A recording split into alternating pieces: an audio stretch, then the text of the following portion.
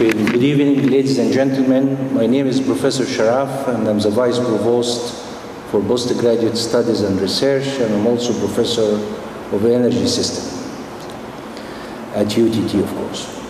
I have the pleasure and honor of introducing our guest speaker today.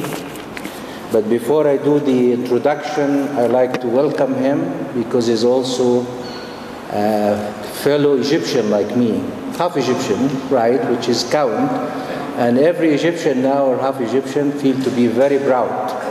So this is the reason I recruited him for this lecture in celebration of the triumphant victory of the Egyptian poor people who really overthrew a dictatorship after over 31 years. Thank you very much.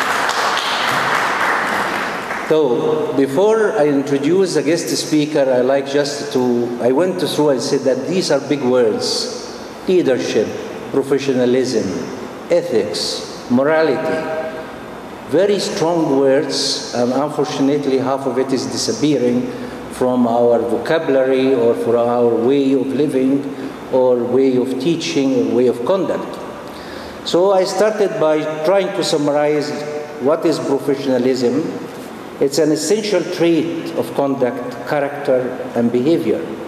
It is that quality which distinguishes conduct and drives a person's appearance, personal and professional interactions. Very general definition, which I hope the guest speaker will try to elaborate on it. Then I looked at ethics.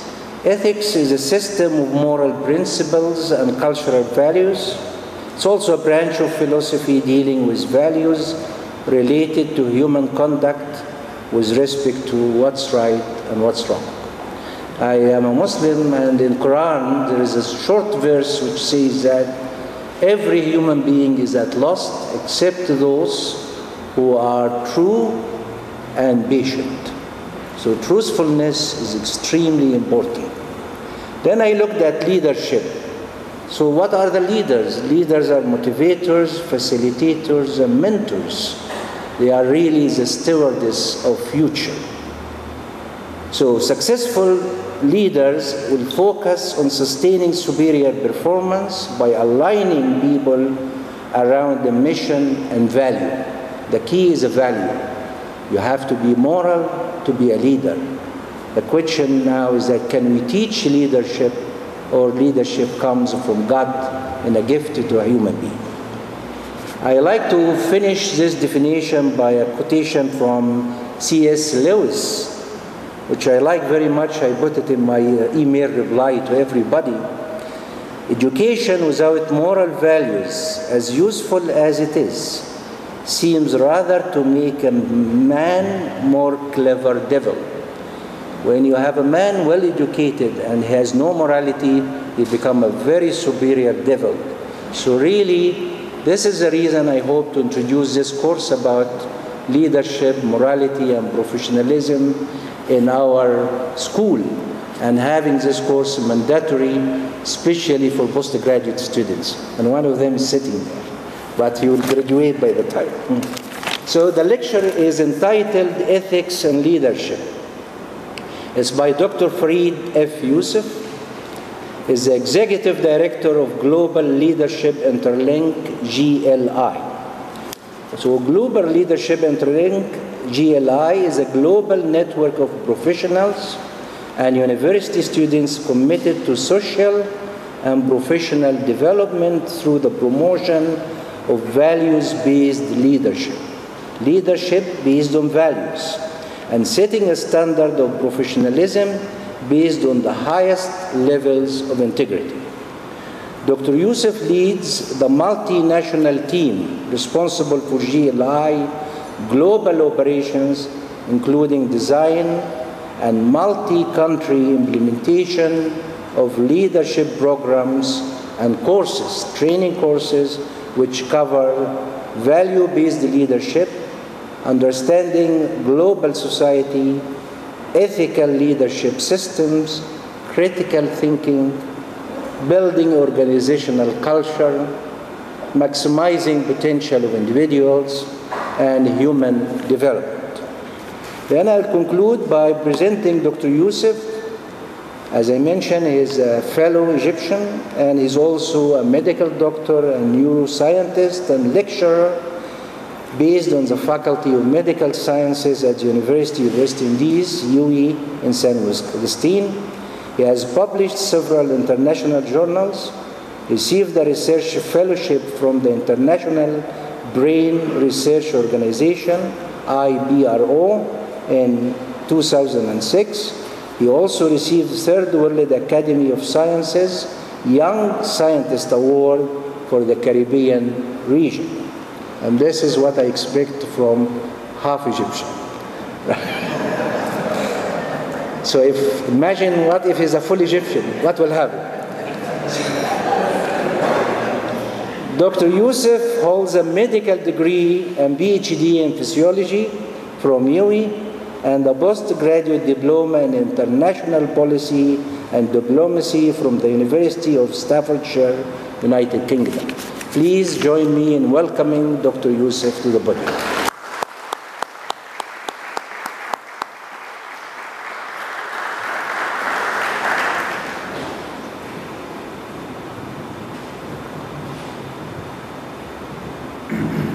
Testing. Okay, I'm going to take the liberty of coming down here. That doesn't affect the video report. Thank you for that introduction, Professor Shah. I shouldn't worry that my mother is in the audience. As a non-Egyptian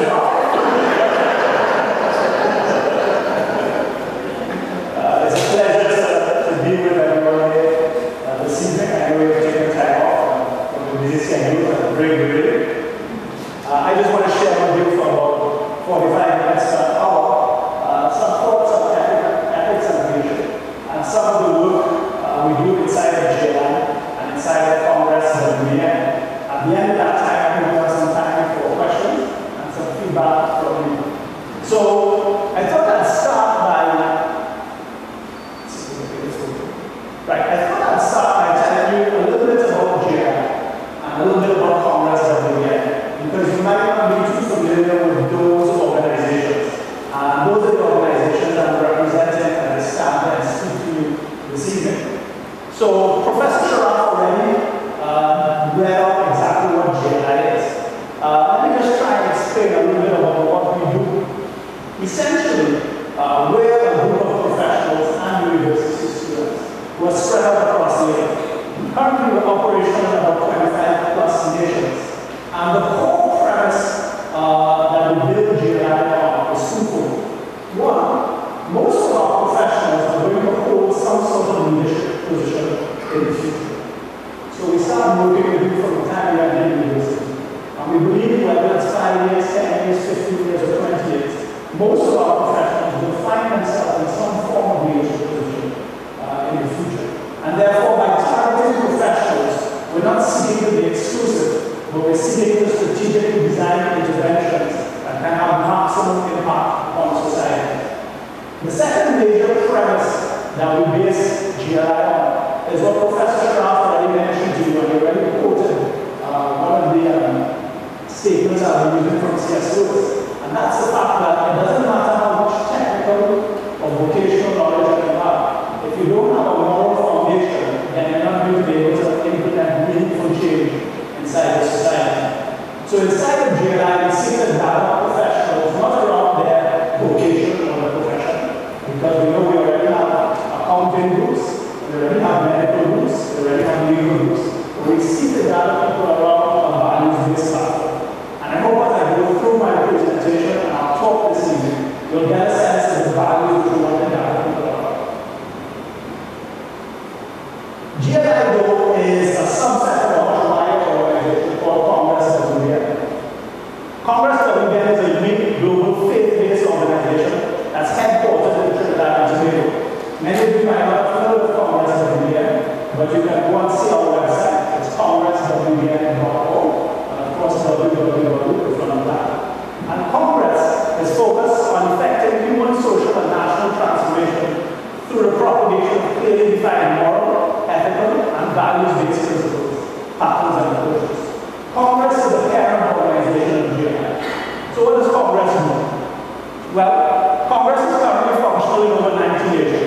When you go to our website, you can see the places where Congress is operating. At the core of our operations, we develop spirituality and faith in individuals. Let me say at the front, GLI, Congress WN, are faith-based initiatives. However, we believe the initiatives that emerge from our faith, from the Bible, are compatible with all human development across all society. And as we look at the values of the world, we'll see that. We are building business networks. We're developing ethical 21st century leaders through GLI. We're working inside communities to develop community-based projects to empower people. And we also seek to interface with national leaders and governments to take all of the things that I'm talking to you about this evening and implement them inside our nations. I'll just give you one example. This was a recent national forum that Congress hosted in conjunction with the government of Trinidad and Tobago and the government of Zimbabwe. This took place, as you can see, last September. And in it, we sought to leverage ethical development through internet and communications technology. And we had a very, very successful seminar in the capital city of Zimbabwe, Harare, bringing the government of Trinidad and Tobago and the government of Zimbabwe together to discuss how to use ICT to promote national development inside of Southern Africa. So that's a little bit about Congress and Trinidad, just to give you a sense of the place that we're speaking to you this evening. Right. So let me get into the thrust of what we're discussing, and let me start by talking about the importance of context. The importance of context. Humans are social beings, and as such are profoundly influenced by their context or their surrounding environment. I think most of us would agree with that. Would you agree with that? I think a lot of the times we like to think we're not influenced by our environment, but the truth of the matter is we are influenced by our environment. Professor Schramm mentioned that one of the things I do is neuroscience. So I thought that just start with a few lessons from neuroscience, and you'll be very familiar with, but I'm sure you've seen these many, many times before. But we're going to look at how your brain operates, and stuff. And we're going to extrapolate from the fact that if your brain operates in this way, it's very likely that your entire body operates in this way. So, we're all familiar with this thing. Yes or no? Can you see on this side? So we should all be familiar with this picture. And if I were to ask you the question, which of these circles in the center is bigger?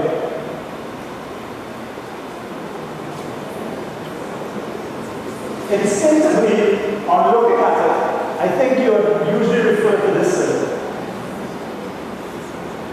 Okay? Now, of course, many of you know that this is an optical illusion. And many of you know that if you were to break a ruler and actually measure the size of the two circles, you'd actually find that they're exactly the same size. Okay? The thing that makes them appear different is their context, their surrounding environment. So here, on the left, this circle is surrounded by much larger circles, whereas on the right, it's surrounded by much smaller circles. And I'm just using a fundamental principle inside of neuroscience to show you down at the most basic level of how the neurons inside of your brain operate. They operate based on context. We've all been to the beach, and on a very hot day, the water feels especially cold. Okay? Because you're going from a very warm environment into a low temperature in the sea. Here's my favorite optical illusion that I use with all my students. They are two ladies sitting in a corridor. And to the human eye, they look approximately the same size. And I'm just going to show you what the size of this woman actually is when you bring her up close. Okay? So this image and that image are actually the same size. The reason your brain interprets this small image as being much bigger is the context of this narrow corridor. Okay. So your neurons, the way your brain works, is all designed on context. We've looked at visual system here. If you look at your sense of smell, if you look at your sense of touch, there are actually physical laws that describe how background affects how you detect change. So for example, if I ask you to pick up a 1 kilogram weight, and then I ask you to pick up a 2 kilogram weight, you notice a big difference, correct?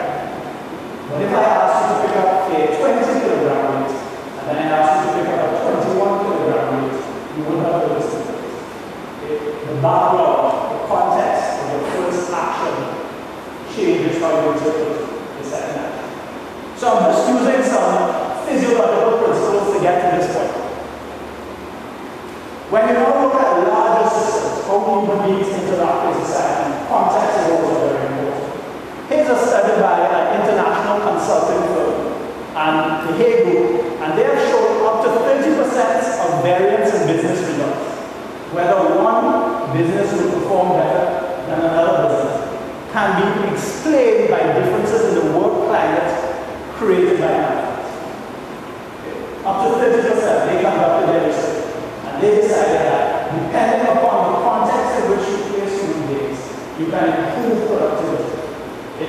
How the manager, what type of work environment the manager creates. Is it one that's friendly? Is it one in which people feel like they want to work and they want to produce? Or is it one in which they're always on time, always concerned, always working? Here I have a statement from Tony Mayo, who is an important person because he's the director of the leadership division at an important school, important as town. Not really important, but these places have a certain amount of prestige in global society. But he makes this observation: there's far too much focus on individual characteristics of leadership and far too little focus on the situational context. What he's saying is, in order to lead, you have to be aware of your environment. In order to lead, you have to be aware of what's going on. Okay. So we can then say this: environment is a key determinant of leadership. Okay. Environment is a key determinant of leadership. A very famous example is that of Winston Churchill, and now I'll make reference to my other heritage on my mother's side, and the British people. When they were engaged in World War II, Churchill came to prominence, and he was able to successfully lead the nation of Britain through World War II. And the attributes of leadership that he brought was he was very decisive. He was able to rally people around the vision. They described him as a British bulldog, very tenacious, and in a time of war that was very, very effective. As soon as the war ended in 1945, he found that leadership style was not relevant, and he actually lost the election, even though he was a national hero. Leadership then is just a strategic response to the demands and requirements of the environment. Okay? So I'm going to make that first premise, that if you are to be an effective leader, you need to understand the environment in which you live. You need to understand what's taking place around you. So, are you with me? Okay? This is what we want to do now. We want to take a few minutes. I want to review two recent global events. Now, things are changing in the world so fast. I literally could have rewrote this presentation today. I think you will have seen the catastrophic events in the museum yesterday. Yeah, you will see the picture of the Christchurch. And also you have heard of the events in Libya. So I literally could have rewrote the presentation today because it's saying two recent events, many more monumental things are actually literally overtaking us as we speak. But we're going to look at two events that actually occurred this year. And the first thing we're going to look at is the flooding in Queensland. The flooding in Queensland, Australia. Let me just begin by giving you a few facts. Here you can see a gentleman on top of his car. Few facts. Well, this actually took place between December 2010 and January 2011. The lead up to this was Australia was having one of its wettest rainy seasons with the Trinidad and Tobago. And then, as the rains continued to fall, flooding began to take over most of the Queensland area. It's estimated that an area larger than France or Germany combined was at one point underwater. Now we live in the Caribbean, and it's a little bit difficult for us to appreciate an area the size of France or Germany. Some people say that's equivalent to the size of Texas, but again, that's a little difficult for us to appreciate. It was 850,000 square kilometers. For perspective, Trinidad and Tobago is 4,800 square kilometers. So that gives you an idea of the amount of water that was on the ground in Australia. My maths isn't quite what it used to be, but I know 5 into 100,000 is 20. So this is 20 by 8. So that's 160 to maybe 180 times larger than Trinidad and Tobago. That was the area underwater. Okay. Okay. In some places, it's reported that water reached to 30 feet. 30 feet. I guess that might be somewhere out there. You just follow that point, that's how the roof over there. 30 feet. Okay? So we've had floods in Trinidad and Tobago, but I don't think we've ever had something quite like that. Okay? I just thought I'd put some pictures for us to appreciate what's going on in the world. Because remember, your environment determines the type of leadership that you require. That's why we're looking at these two events. So this is the town of Roehampton, and you can see this is a satellite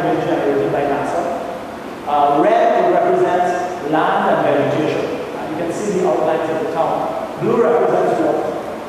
Okay? This is not a coastal town. All of here was flooded. This is a river that ran through the town. The town was literally underwater. If you get close enough, you can see the water in the streets. All those areas are totally flooded. These are just some images for you to get an appreciation of what was taking place in Queensland at the time. So roads started to flood. Indicator shows that. But I guess that sign at this point was no longer relevant. Because however tall that sign was, you can no longer see the indicator to see what was back from the water. Here are houses. That would basically be the roof of the house there. Streets are now being moved through in boats. And this again will just be a picture of the town. This was actually a couple of days after the major flood. This is early February. This is a dam that's still overflowing its mouths. And they said that this dam actually saved much of Queensland, even though it was overflowing its mouths. So this is in early February, where rain is still falling, and this dam is continuing to overflow. What else can we say? Well, the state treasurer said in many ways it was a disaster of biblical proportions. I think in making that statement, he was just saying we've never seen anything like this before. When he was referencing the flood that's described in the Bible, he was basically saying, in all of my lifetime, in all my history, I've never seen anything like this. Okay?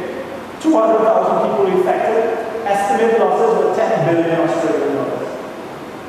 And this phenomenon is believed to have been due to something called La Nina.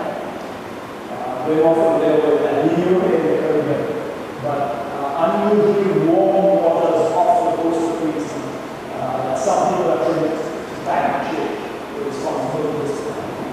So that's the bare bones, that's the facts of the matter inside of Queensland. Inside of it, we can't underestimate human suffering and human loss. But I want to take us a little further and look at the wider impact. What flooding in Queensland is now producing inside the earth today. So, the region that was flooded is known as the Salad Bowl. It's known as the Salad Bowl. It's the major food production, or one of the major food production areas inside Australia. Mainly for wheat, grains, fruits and vegetables. That's why it's called the Salad Bowl. You can see in this diagram here, in this picture, that they use circular irrigation methods. And you can see that these plots are all flooded. Absolutely flooded. Okay? So this region is a major producer of wheat, fruits and vegetables. The loss in wheat that occurred because of that flooding began to exacerbate global shortages that were already in trade because of droughts in Russia last year and also problems with the US food. The result of that has been that the World Food Price Index is at its highest since tracking began in 1990. The current World Food Price Index, February of 2011, is at its highest since tracking began in 1990. The World Food Price Index is simply a measure of the average cost of food across the globe. Now, I think you are all familiar with the food riots that took place in 2008, right? The cost of food now, they estimate, is actually going to be higher than what it was in 2008. If you have enough money to continue to buy a piece of bread for $11 a loaf, that's not going to affect you too much. If you don't have enough money, you get worried when you see these things. You get worried when you see these things. What other things can we learn from or see inside of this situation? Well, Queensland is a major producer of coal. It's a major producer of coal. Okay? It's responsible for about 35% of Australian coal output. And Australia is responsible for 2/3 of the world's coking coal. Now, until this time, I had no idea what coking coal. I don't know if anybody here is a coking coal expert. Because there's not a lot of people here from UGT, so maybe you know about coking coal more than me. But coking coal is basically used in manufacture of steel. It's used in manufacture of steel. And vast majority of the mines inside of Queensland were flooded, and therefore the production of coal has been drastically diminished.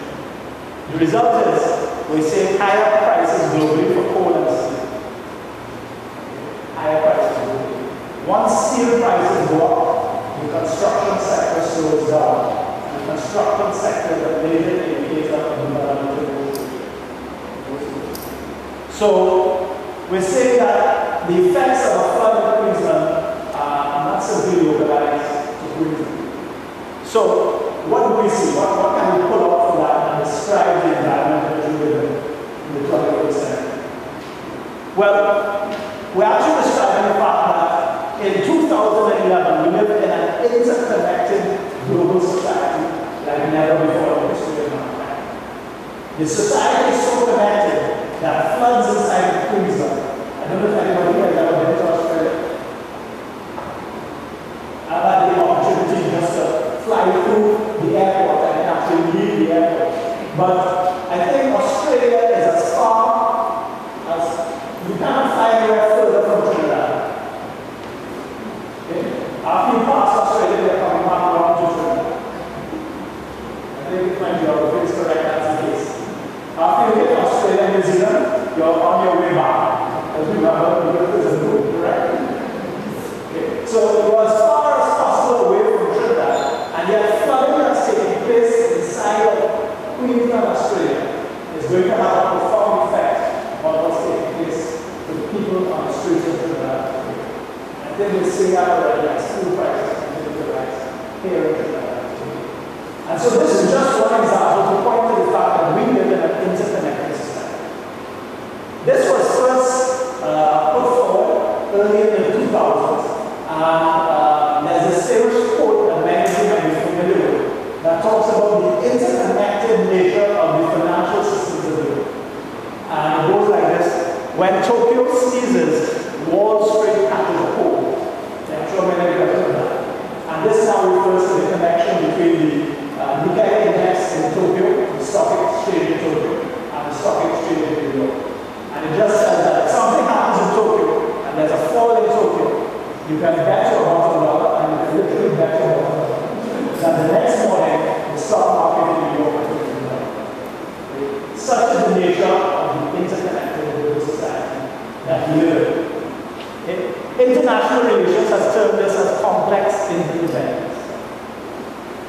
Theorists inside of international relations term this complex interdependence. The idea that states and their fortunes are inextricably tied together. That individual nations can no longer think that they live in isolation. Now that's fairly easy for us to understand in the Caribbean, because Trinidad and Tobago is a very small island. But for large nations, that's a radical shift in how they think. One of the major pillars of American foreign policy was that they had friendly relations to the north and to the south, and that they could not be attacked because they had oceans on both sides, east and west. And that's what was shattered in 9/11. Okay? And so the society, the world we live in, is interconnected. And Queensland proves that very well. Remember, we're looking at the environment, the extract leadership principles of how we have environment going forward. But what else do we see inside Queensland? The increasing impact of climate change and natural disasters on the global society. Like I said, we just saw yesterday another natural disaster inside of Christchurch, New Zealand. Okay? The flooding was believed to be triggered by La Nina and two tropical storms, Tasha and Yati. You all might have seen tropical storm Yati. That in itself was an unprecedented event that occurred at the end of January. Further exacerbated in flood. Now, it's still out as to whether these things are as a result of climate change, but there seems to be something going on here. You're seeing strange weather patterns everywhere you look. And most people will agree that climate change is taking place. What there's debate about is whether it's man-made or not. I don't want to get into that argument this evening, but we just say that climate change is beginning to have a profound effect on global society. Okay? Why? Well, there are also issues of urbanization. More and more people are living in cities. More and more people are living in concentrated small places. So when there's a significant natural disaster, it's having a good effect. Okay? And we're having now something called donor fatigue.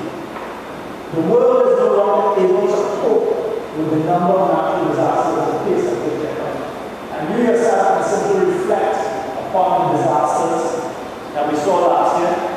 Regionally, we had the earthquake in Haiti, and 20% of Pakistan was also underwater in 2010. Okay? So we're living in a world where a crisis seems to be occurring at every point. And the world itself is struggling to keep up with it. And there's this literal thing that aid agencies are describing as donor fatigue. People are stopping giving because they're tired. In other words, the world is having trouble keeping up with these issues. What else do we see? Well, we're seeing emerging global environmental concerns. That all of these things are triggering within our consciousness. Well, what's going on inside the environment? Do we need to be more aware of the environment? Are we going to exhaust the Earth's resources?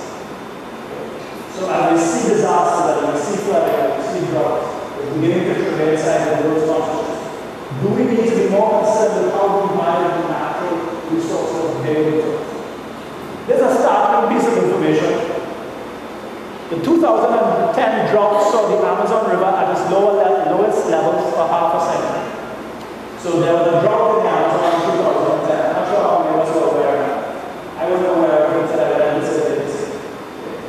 So the Amazon River was at its lowest level for half a century.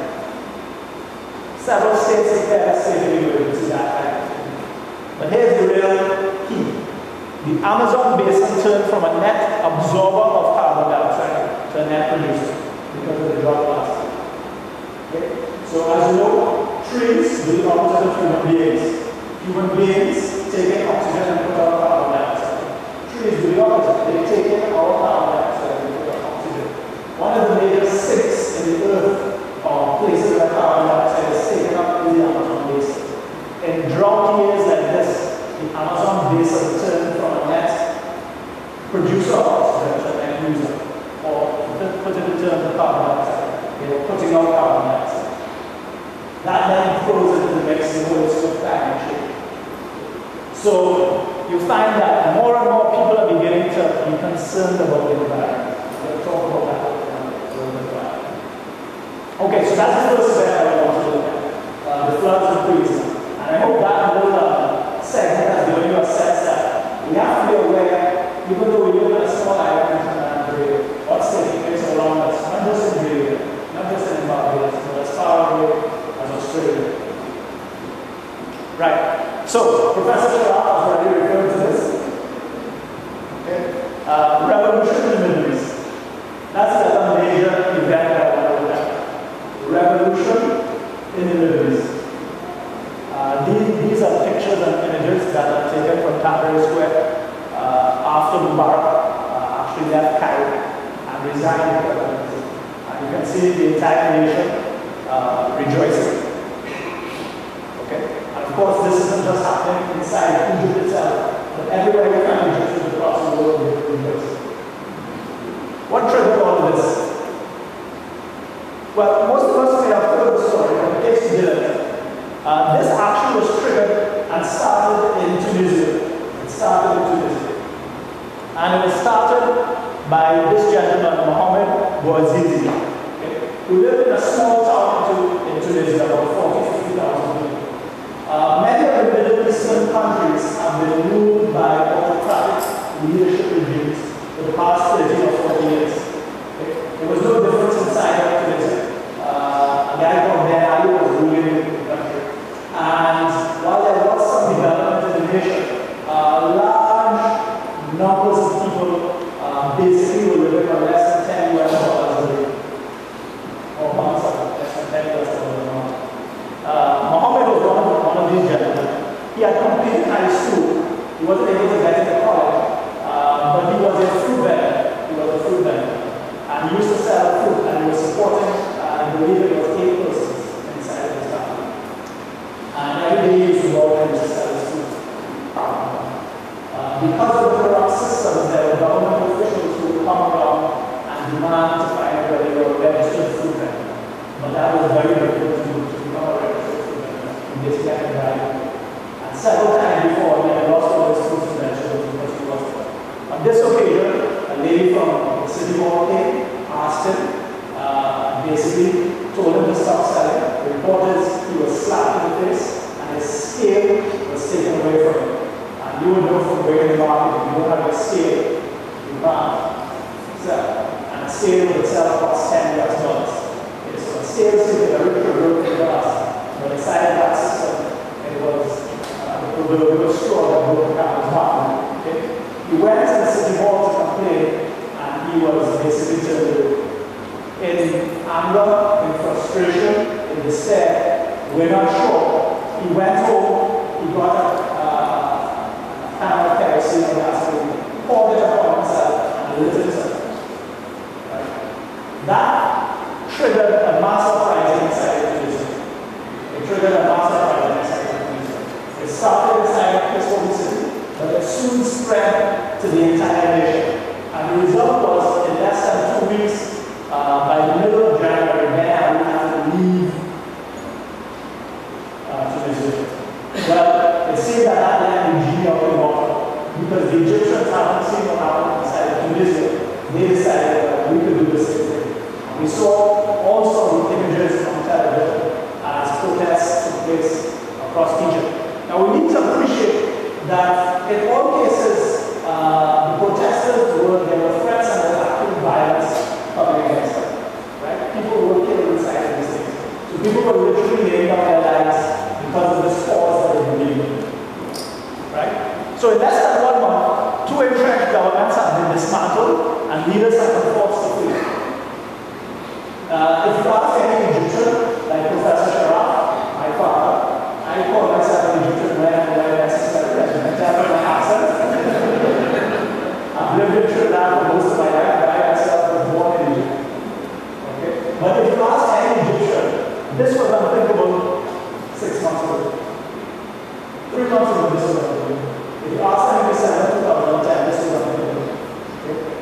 Absolutely unthinkable. And yet, in the space of a month, 2 governments that have been entrenched for the past 30 years have been dismantled, and the leaders have been forced to flee. Right? So right now,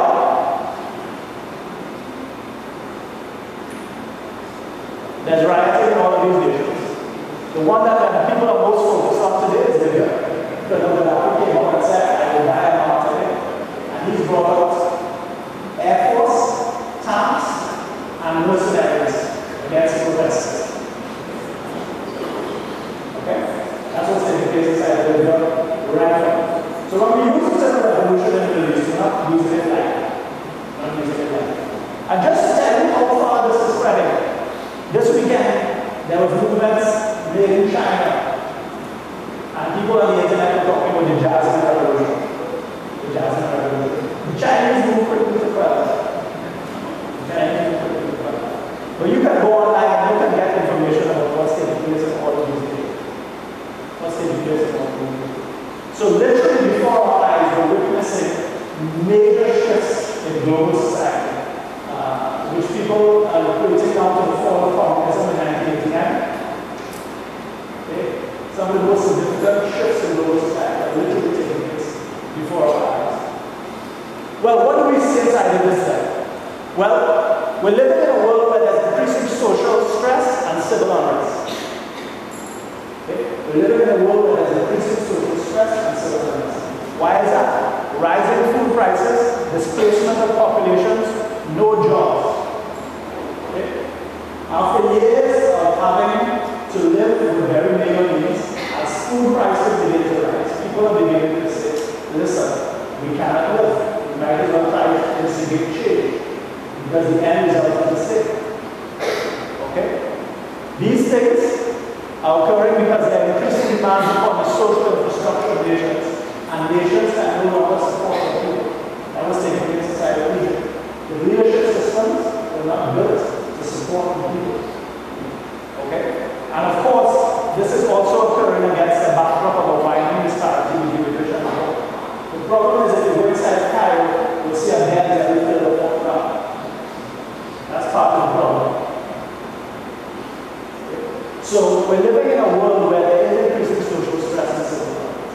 And that is not something that we're just saying to frighten people, it's the reality. The reality of the situation. What else do we see? Well, we see the emergence of social media and the power of technology. As national governments sought to control the opposition forces, social media and technology became a key tool for mobilizing protests. This is what took place inside of Tunisia and inside of Egypt. And the only reason we're getting information out of Libya now is because of tweets and YouTube videos. Okay? This Facebook was a major tool used to organize the revolution inside of Egypt and Tunisia. Now, I'm not sure, it's not showing as well as I would like it, but the creators of Facebook, which now has over 500 million active users, decided to map how the world is connected via Facebook. And that's what this diagram is trying to show here. So the white spots are where there are high concentrations of Facebook users, and you can see the lines that go all across the world. And so this just shows how the world is totally connected via Facebook. And you can see most areas of the world are connected except there's a black spot here, that's China. Okay, so the Chinese have not really allowed people on Facebook. There's also a darkish spot here, that's Brazil and South America, because they use another platform called Orkut.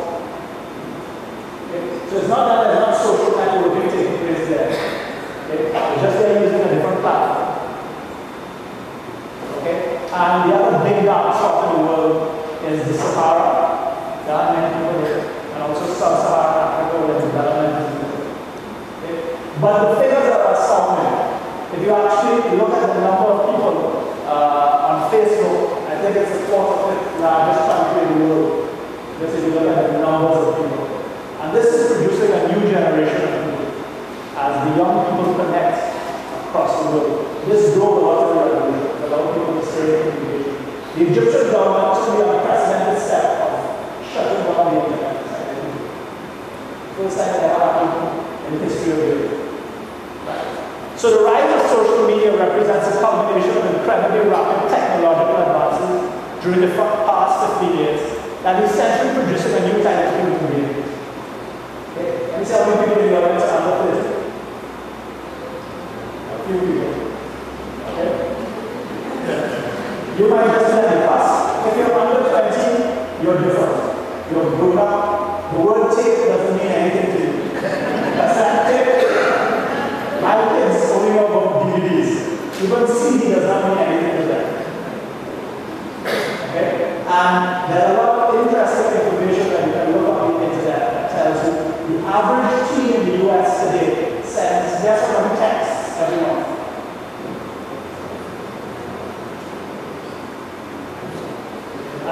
Yes, everybody. 2,200. Okay. Texts every month. Okay. They have learned to multitask. They expect instant information. Okay. They're on their phones. They're tweeting. They're on Facebook. They're on MySpace. It's producing a new type of human behavior. So, what does technology do? Just to give you a few examples. Well, it reconditions your concepts of time and space. Email, internet, airplanes, cars. You expect to be able to communicate with people anywhere in the world today. Also, instantaneously. 25 years ago, it was snail mail. Right? You would write a letter, go to the post office, buy the stamps, and then 2 weeks later, it would arrive in the building. Instantaneously, you are not only mailing people, you are talking to people inside of Australia, inside of Congo, you're talking to people. And I read a statistic in preparing for this. 1 in 5 marriages are started on the internet inside of the US. So it's literally changing the way people are relating to you. So it changes the concepts of relationship dynamics, email, internet, chat, telephones.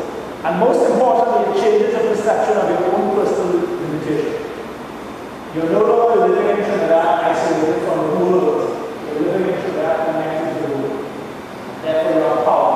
And that's what's taking place inside of the Middle East. That's part of what's taking place inside of the Middle East. Because you can connect to other people, you can influence other people, and therefore you have power. What else do we see? Well, we're seeing shifting population demographics that people have been talking about for years that are not working. So, by the year 2050, we're expecting 9 billion people inside planet, living on planet. It's somewhere around $6 billion. Okay? Most of that growth is in what's called the less developed countries. Okay? The developed countries, or what's called the Western world, essentially their populations are stagnant. And even some of those countries, their populations are declining. Places like Japan and Italy. Okay? Trinidad, interestingly, has a declining population. We look at the statistics. Okay? In order to replenish your population, you need to have 2.1 children. Okay? The average woman needs to have 2.1 children. The average in Trinidad is 1.6. So we need they're not doing a job. So you just need 0.5. Or maybe then you're not doing a job. Now, the issue with this though is that a new generation is emerging inside of these developing countries. Okay? And that's a generation between, say, 0 and 30. That's the generation that triggered the revolution inside of the countries. Okay? Most of them are under 30. This just shows the 15 to 24 age group as it was in 1950 and how it will be in 2050. And you can see nearly 1 billion people will between 15 and 24. That's your emerging generation. And the vast majority of them are in the developing world. So the demographics are changing.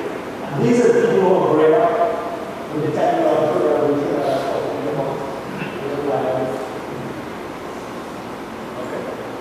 What else are we saying? We say obsolete patterns of leadership that typify, obsolete leadership patterns that typify not only the situation in the Middle East, but also around the world. And as we look at this, I want you guys to think of Egypt and Tunisia and Libya. These leadership patterns also exist inside Trinidad and Tobago and the Western world. These leadership patterns were responsible to some extent for the financial crisis in 2008. Okay?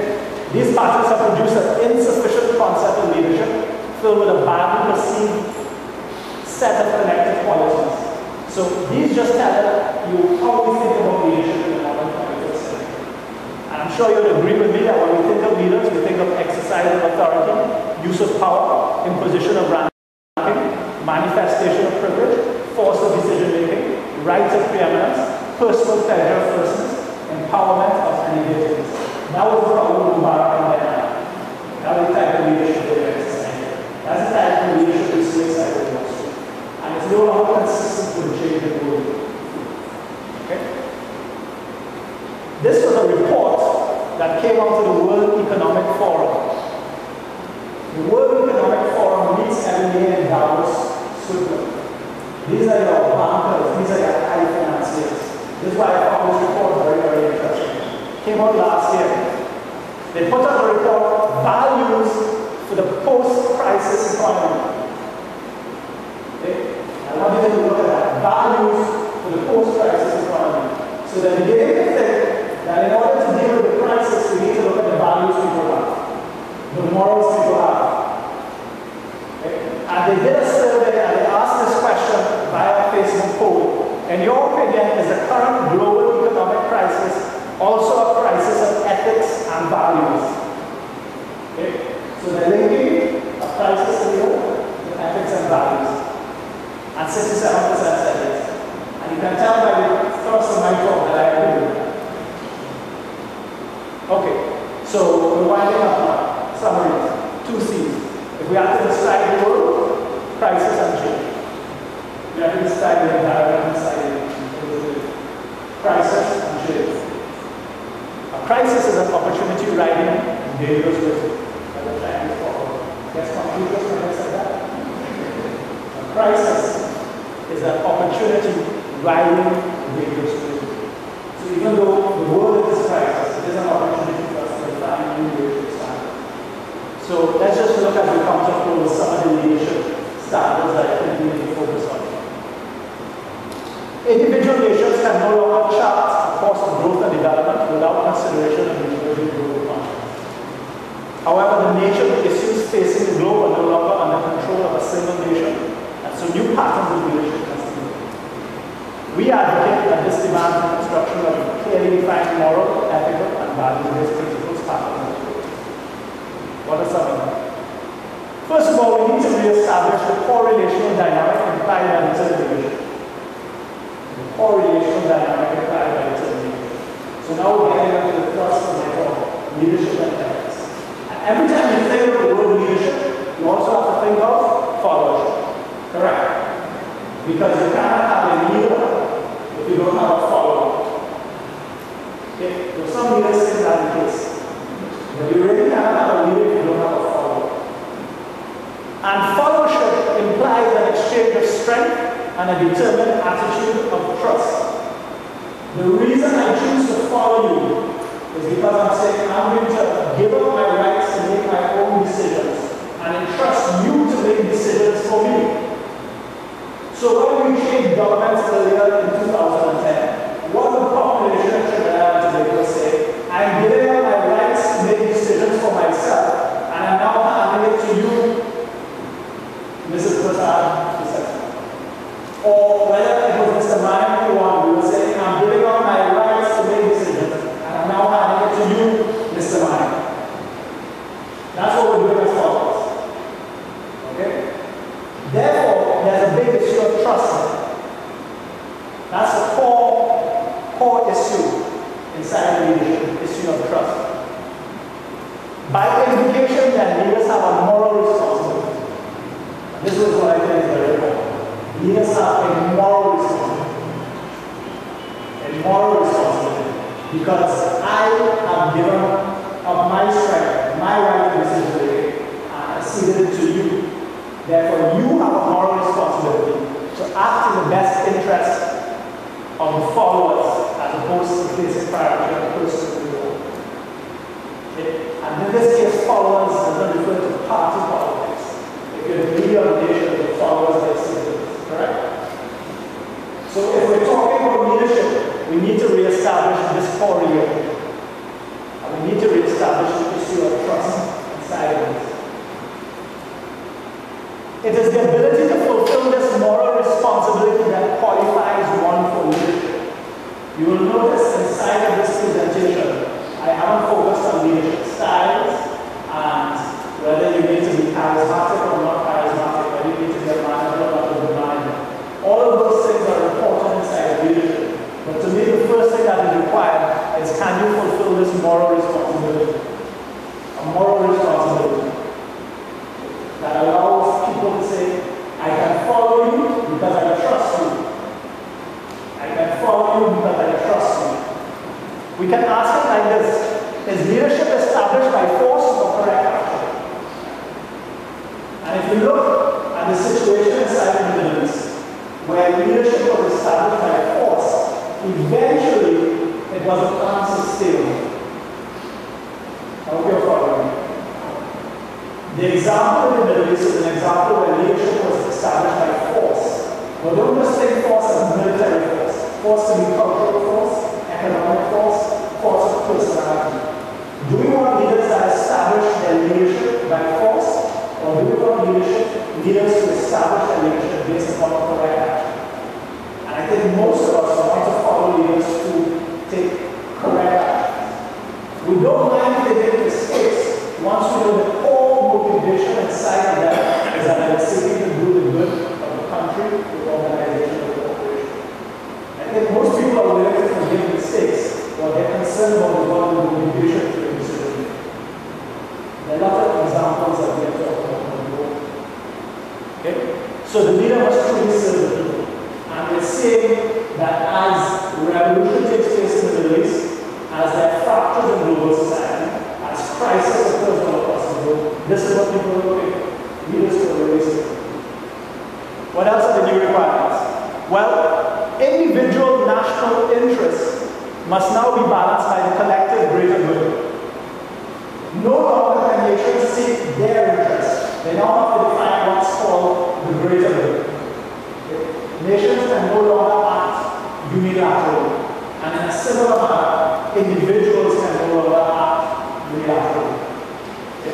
A nation needs to be aware of the environment in which it exists, and an individual leader needs to be aware of the environment in which they exist.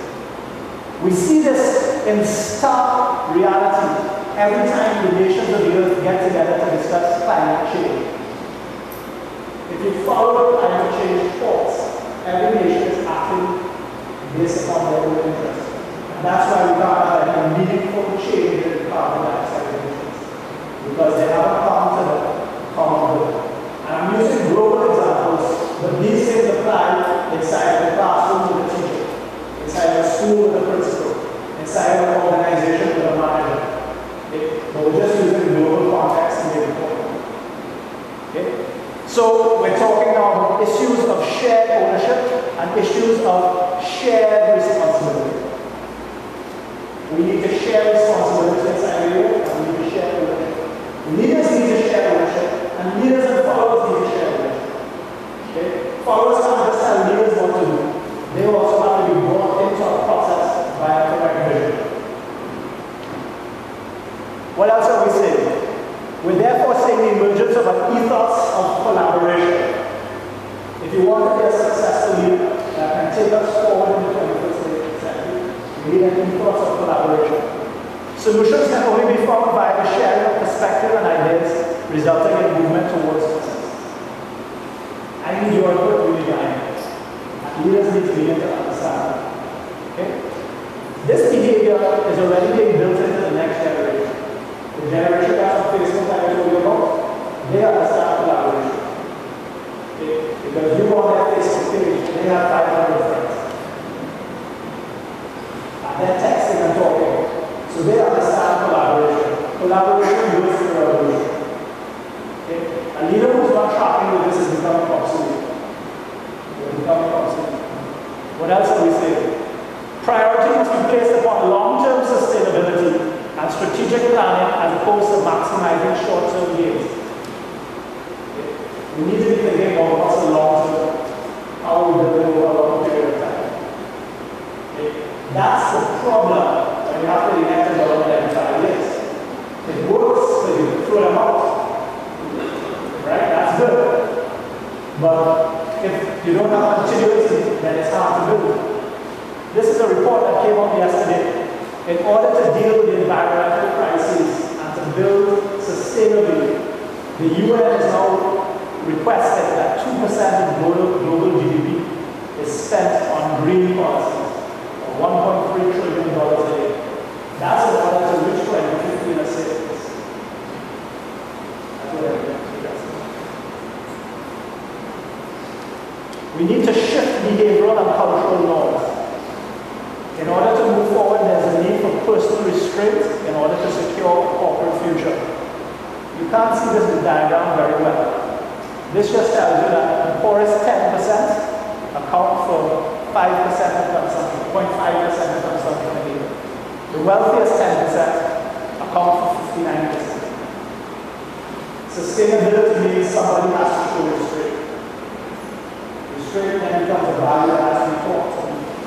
If we're going through a crisis inside Trinidad today, you can't expect to live at the same level and force things to turn around. Somebody has to show restraint. So you can't just say the leader has to change. Individuals have to be shown that they too have to change. That's why vision is very important. Vision isn't where you're going.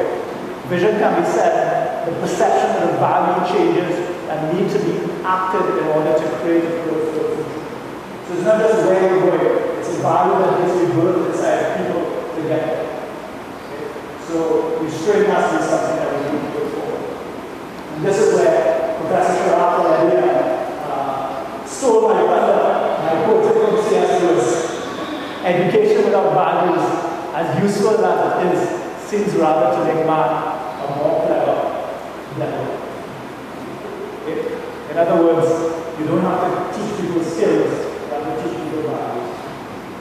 And last, let me just summarize by putting all of those words on this slide. The words that I think are important if we're to describe a new ethos of ethics and leadership to deal with the changing environment.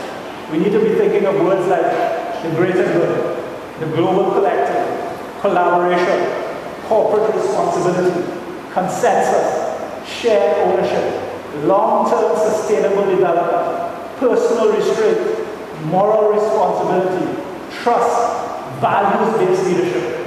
and service. These, I believe, only are emerged from ethics-based platform. That's the only place they emerge. These refer to the values that operate on the inside of people, and not the skills that are given to you based upon your training, your degrees, and your professional background. So, if you want to know more about what GLI and Congress can do, you can email us at admin@glinetwork.org. I want to thank you for your time, and I believe, Professor, will close out.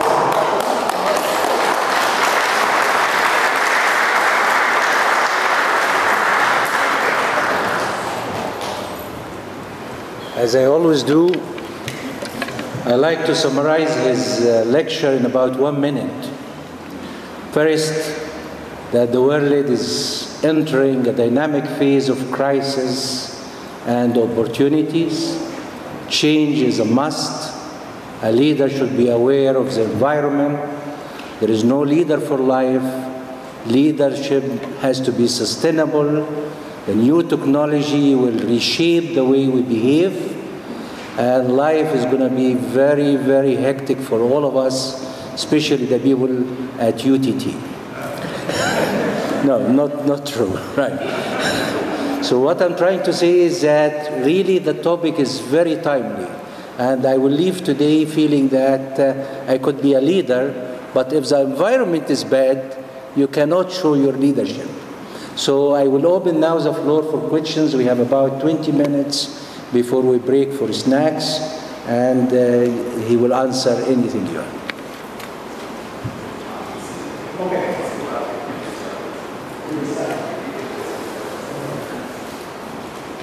Okay, so I think there's microphones there. If you can use the microphone so people can hear you. Just move the microphone around.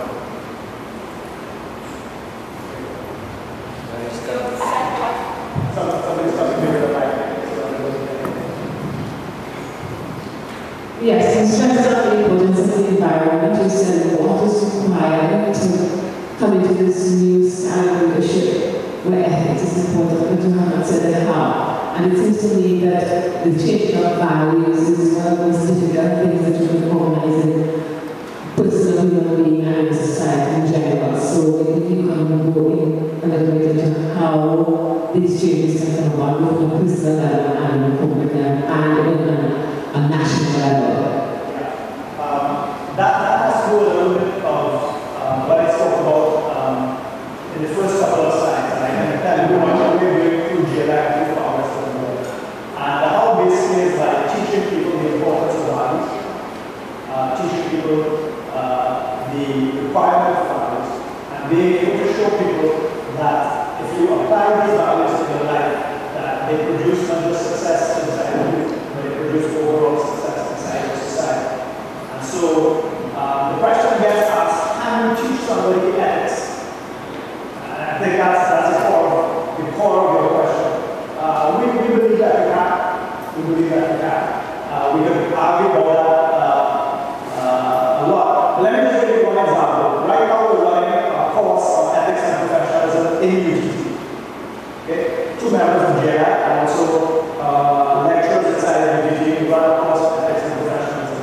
And we don't have the time, I didn't prepare it. But if you see the comments that the students make based upon that course, I think you'll agree with me that I can do it. And these are students who are 18 and 19. If we could teach it at a younger level, I think we can actually have a really good impact. So if I go back to the CS rules code, it's not just something that has to happen inside of the classroom, it has to happen across society. But we can't just focus on teaching people technical skills. I think we also have to bring ethical education back into the classroom. Not simply as a course, but infuse it into your geography, infuse it into your music, infuse it into your science. And I think that will get it across. Those are just our thoughts on it. Still have 15 minutes. So you have to if I were just continue on that, I think if you ask anybody, regardless of their background, their religious affiliation, what's a good values? Like if I ask you, you tell me what are good values?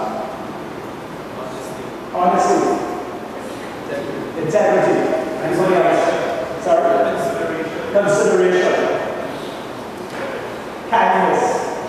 I think people everywhere agree with the values. We just have to create infrastructure in which those values get rewarded. A lot of our infrastructure, our systems don't reward values. So we need to be thinking about that. Yes? I totally agree with you, by the way. I really appreciate your talk. One of the things I think we might get to entertain HET is they've now incorporated service learning as mandatory to 6 credits within the degree requires disciplinary. And I think that would be a perfect place to incorporate the values of education and give them a chance to practice the values at the same time. Yeah, I fully agree with that. If we can make like foundation courses inside our universities and our high schools and bring this in. One of the things I didn't talk about, but kids pick up very quickly whether you're just telling them something or you are the kid. Right? One of the reasons why I've been successful with our course society is we brought professionals in who describe real life examples where they've sacrificed big contracts because they knew there was an ethical swing. So one of the keys that makes this work is you have to be the messenger in the message. Or else the kids will pick up the hypocrisy. You have an expression in the First Nations in Canada that says they can't hear what you're saying because of the thunder of your actions. Exactly. Exactly. So that's a big issue. That's a big issue. We have to be aware of that. So we don't just want to deliver a package of values just as a list like this. We want to introduce them to how these things apply in real life. And be able to point them to real life examples. The best place is not close to life. So one of the things we do inside GLI is we're able to bring in professionals who can describe real life examples and turn down this contract because they expected something of you. Yes, all of this sounds pretty real. However, how does one, looking at this in a global perspective, balance it against notions of national interest, notions of personal interest, political interest, and personal interest override those with some areas? I think the first starting point there, I don't have all the answers. Let me say that. Inside of this presentation, I'm not pretending that I have the answers to all the pressing problems. Okay. But I think the key that starts us down the right track is actually the way I use their collaboration. If we can actually sit down and listen to one another. Okay? Sit down and listen to one another. And be willing to give and take a little bit. Okay? Because we cannot just cast aside personal interest as you were saying. Okay? So we want to be able to have collaboration and see if it's possible to create win-win situations. And I think that's what we're looking to do, to try to create win-win situations. Right, I don't have the feeling it's all erudite and idealistic. Well, that's why I wanted to reference the first few slides. We have been successfully able to build through GLI and Congress and then these platforms into thousands of people across the earth in over 90 days. So you can take that as you will.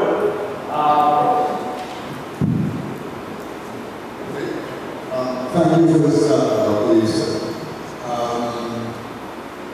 I was attracted to the because of neuroscience. Okay. But I'm also, based on your lecture, curious about what I'm going to put forward. We in this room, in general, understand exactly the presentation. Within the last 2 years, I have been trying to see, in my efforts, what is a good model for fostering engagement in children between, I would say, usual 12 to 17 or 12 to 19. I am seeing that the present models probably relatively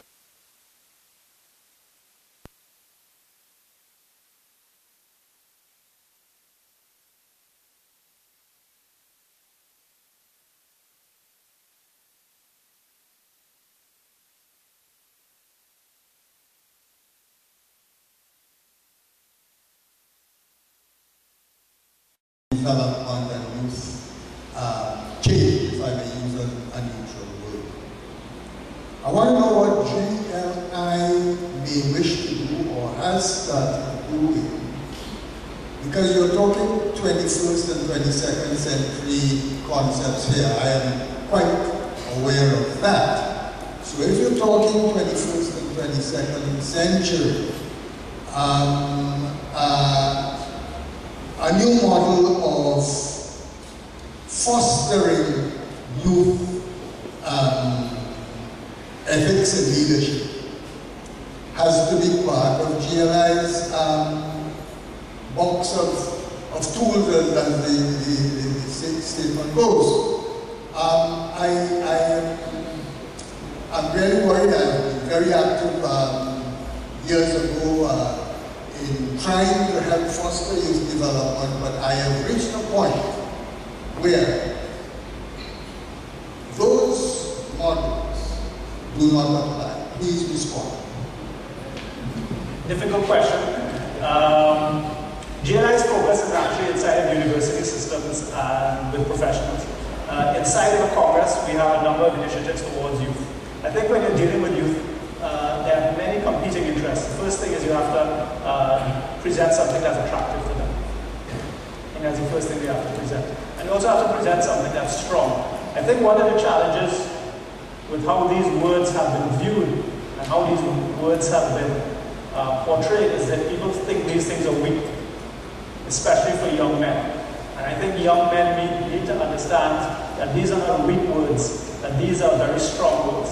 And these are words that you can build an entire life upon. So a word like trust goes right down to the core of marriage. Right? And the fact that you can say that I stand upon my word, and that gets to the core or the heart of an individual.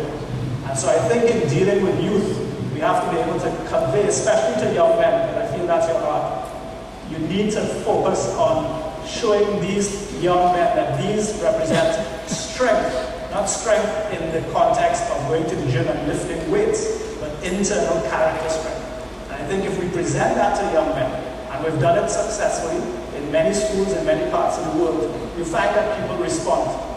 This isn't going to work for everybody, okay? But we do believe that it can have an impact with certain people. If you want to know more, we can talk after. Yes? Yes, sir. Hi. You gave a very interesting lecture, but I think it basically misses some things. I'll tell you what I mean. I've been fortunate to do some traveling. And I've been, for instance, I was in England, studying in England University, right? And when I was in university there, I felt safer than when I was in Trinidad. And I asked myself the question, well, why is that? And then I ended up, for instance, going to China, short visit, in Shanghai. I think about 8 million people. I heard no sirens. You know, normally in a big city with millions of people, they always say, wee, wee, wee, New York, and then where we are, Shanghai, practically 0 sirens. And then you have the Scandinavian countries, and you're thinking, I mean, they know this stability, not particularly faith-based, but they know this stability and basically how secure the society are. And then you read through history, and you go back into England, for instance, and you ask yourself the question, well, how did they move from basically slaughtering each other? I mean, that's what they were doing, slaughtering each other, whether it was Scots and English and Catholics and Protestants, or slippers, slaughtering each other, to where you feel safe walking in the streets at night, more safe than in Trinidad. Where the Chinese move from literally slaughtering each other between hands and everybody else, or invasions of, you know, in Shanghai and that kind of thing, to where they are right now, where you get siren. So you start asking yourself these questions. Scandinavian Vikings slaughtering each other. How did they move from that hundreds of years in the past to where they are right now, where you feel safe walking the streets compared to being in Trinidad, which has had a very peaceful history, one thing to consider. What struck me was 2 things. One is, as I said, context, meaning institutions. They have institutions that work. It's not basically every man for himself, like for instance in Sub-Saharan Africa, that type of thing, or corrupt government institutions that work. Developed over time, obviously. You talk about thousands of years in the case of China. Institutions that work. And the other one is capitalists. Sorry? Capitalists. Leadership capitalists, right? Not necessarily a generic version of leadership, but individuals who really stand out in the industry who have made things happen. Now, of course, other countries, but you have Malcolm X, Martin Luther King, Mahatma Gandhi, that's a non-violent type, Nelson Mandela, non-violent type. And then the other ones who weren't necessarily as non-violent as the other guys, right? George Washington fighting for the US against British, whatever cases. Founding fathers in the US, Thomas Jefferson.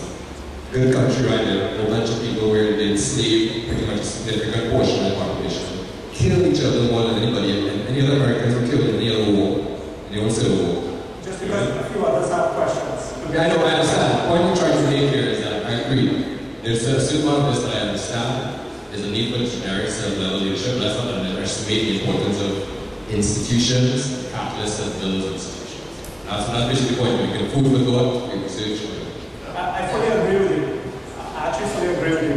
And what we're advocating is that these are responsible for building those institutions. Okay? I think we couldn't cover everything inside the lecture, but it would be interesting to look at some of the issues facing nations like Britain. Because I think you'd find that whereas Britain might not have a war, or Britain might not have a particular natural disaster, you might find that Britain has what might be called social crisis. And if you talk to any British person, you might find that issues with teenage pregnancy, issues with drunkenness, a whole set of ills, which I believe these things could also address. But we don't have time to go into that now. A couple hands over here. Right here, thank you. You mentioned that GLI was a faith-based organization. Have you found this to be compatible with your goal of global collective? Yes, like I said. What about the other? Well, non-biblical. Even though we're faith-based and we take our principles from the Bible, if you look at these principles, and I'm sure we don't only have Christians inside of this audience, I think you'll find that most people would agree with these general principles. And so GLI, in that sense, isn't a religious organization. We're not seeking to convert people to Christianity. What we're seeking to do is promote the values that we think are important. Okay, so we have found them compatible. I don't know if there are people in the audience of other faiths who would agree with that. But greater good, collaboration, corporate responsibility, consensus, trust. From my understanding of major global religions, these things are compatible. Yes? I am a teacher, and as I was listening to the presentation, I was really listening for, okay, what can I get from this? How can I as a leader improve? And one of the things I took note of was, I said, I have to change to tolerate the new environment. And it struck me that if I remain in my old ways, if I'm not aware of my context, if I do not evaluate why or what I need to do to deal with this context, then I am in trouble as a leader. And I'm thinking about my school environment. I remember we changed principals a few times. And the first principal, she allowed students to go straight to classes. There was hardly any dialogue between the leadership and the students. And I remember her saying, we need to have sessions where the children will learn about values and whatnot, and it was not a major issue for her. The second principal that came in, we experienced a lot of disorder in school around the time. The second principal that came in insisted on things like assembly in the morning, people having something to say, whether it be about the importance of water or something. And interestingly, the same students who had the principal before, they began to align themselves differently. In the morning, when they were all chaotic, they began to change. Because now they were being fed with different kinds of information, and it sort of affected their response in the environment. So what stood out to me from this presentation was that we as leaders it is very important that we ourselves understand these things for ourselves, so that we can then transfer these values to people so that they will then change and operate more appropriately in the context that they are placed. So somebody before spoke a bit about structures, and us teaching values or us communicating values to people is a structure that will help to influentiate responses and how we operate. Thank you. I can give you hundreds of examples from neuroscience and environment shapes the human mind and how they behave. It really does. There are all kinds of interesting studies they're doing now with a new piece of equipment called functional MRIs. So I think most of us would have heard of the MRI, okay, which you use to image your brain. Now they have functional MRIs. Basically, that looks at your brain while you're thinking. Okay, so it can tell what parts of your brain are active. So it can tell you whether the fair part of the brain is active or whether this part of the brain is active. And lots of interesting stuff coming out. Your environment really does shape you. Okay, I think we have only one more time for one question, half a question, not a story, because everybody is telling us their life story. It's very interesting, but we have to go home to it. Well, thanks again, so more thanks to come later. Just to point out, definitely I agree with everything that you said, and changes are happening. It will be difficult for some people to understand and conceptualize, but they are very real and happening right now, and everyone won't come in at the same time. But for example, we have two examples that I can give. I can Google them when you Google. Couch surfing, cloud computing. Couch surfing is like alternative tourism.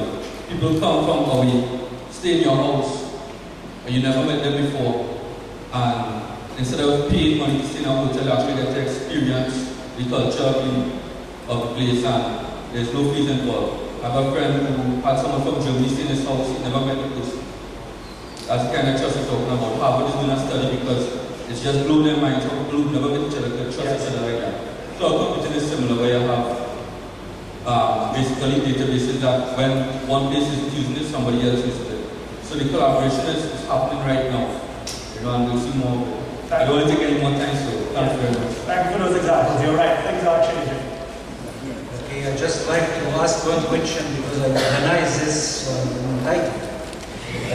The question is about what you mentioned, but maybe quickly, what we call the situational leader. The leader was aware of the environment, and the leader was aware when to step down, and the leader who had to sustain the leadership.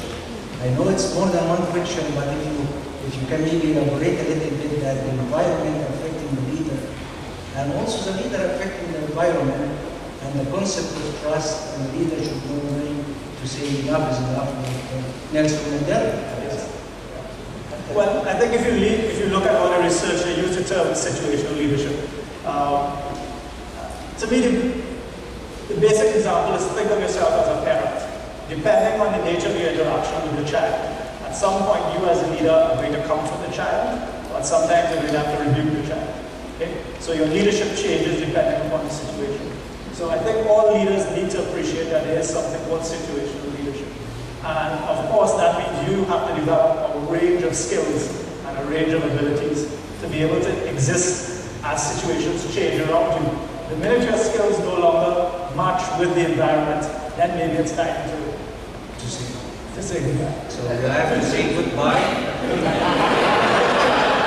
And on behalf of the University of Trinidad and Tobago and our current president, thank you very much for attending, and I express my sincere thanks and appreciation to Dr. Farid for this excellent lecture. I promise to bring him again within a month's time with another leadership twist. So we look at the bad leaders and the good leaders and the comparison what makes a leader tick. I learned from him something. I was always under the impression that a leader has to envision, empower, and embrace. And he mentioned something which is very important, the concept of trust. And once the leader has lost this trust of the people in the leadership, it's time to leave. Thank you very much.